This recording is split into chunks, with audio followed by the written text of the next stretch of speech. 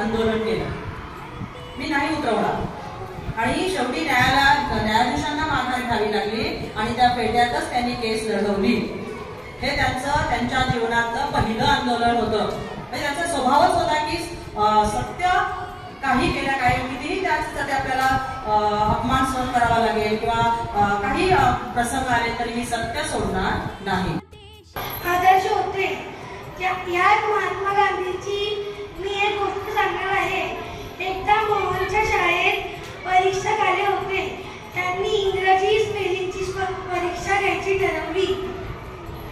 त्यांनी बॉटम हा शब्द लिहायला सांगितला. बोलले की मी तुम्हाला 5 मिनिटं देतो. बॉटम हा शब्द अंदर येथे झाला. त्यांचे पूर्ण नाव मोहनदास करमचंद गांधी हे होते. त्यांच्या वडिलांचे नाव करमचंद तर त्यांच्या आईचे नाव पुतळाबाई हे होते. गांधीजींनी पुढे मॅट्रिकची परीक्षा पास झाल्यानंतर पुढील शिक्षण इंग्लंडमध्ये घेतले.